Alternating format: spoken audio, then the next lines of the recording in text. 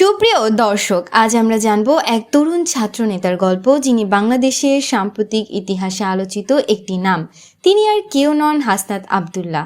তার সম্পর্কে সবকিছু বিস্তারিত জানতে ভিডিওটি না টেনে শেষ পর্যন্ত দেখতে থাকুন। ঢাকা বিশ্ববিদ্যালয়ের ইংরেজি বিভাগের ছাত্র হাসনাত ছিলেন সাধারণ একজন শিক্ষার্থী, তবে তার চিন্তা, সাহস আর দৃঢ় অবস্থান তাকে করে তোলে অসাধারণ।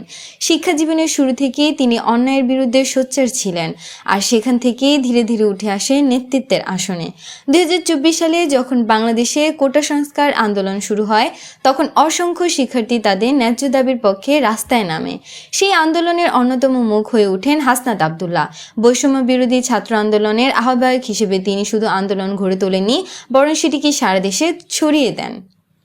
শান্তিপূর্ণ আন্দোলনে যখন হামলা, মামলা আর দমনপীড়নের মুখে পড়ে, তখনও তিনি ছিলেন অটল। অসংখ্য শিক্ষার্থী আহত হওয়ার পরও তিনি থামেননি, বরং তার কণ্ঠে উচ্চারিত হয়েছিল এক অঙ্গীকার: আমরা ফিরে যাওয়ার কোনো পথ দেখি না, শহীদদের রক্তের উপর কোনো সংলাপ হতে পারে না। দর্শক, এই সাহসী অবস্থানই তাকে দেশের তরুণ প্রজন্মের কাছে অনুপ্রেরণা হিসেবে দাঁড় করায়। তবে সংগ্রামের পথ মোটেও সহজ ছিল না।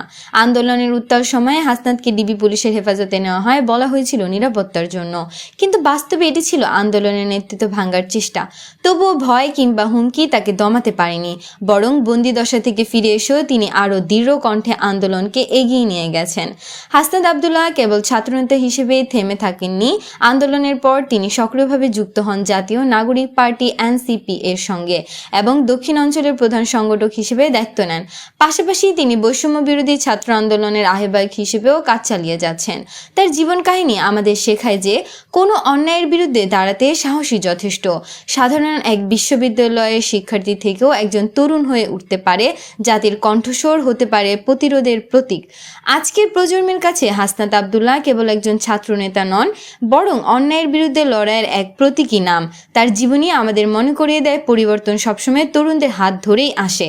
আর আপনারা যদি এরকম আরও ভিডিও দেখতে চান, তাহলে আমাদের চ্যানেলটি সাবস্ক্রাইব করে পাশে থাকুন। ধন্যবাদ।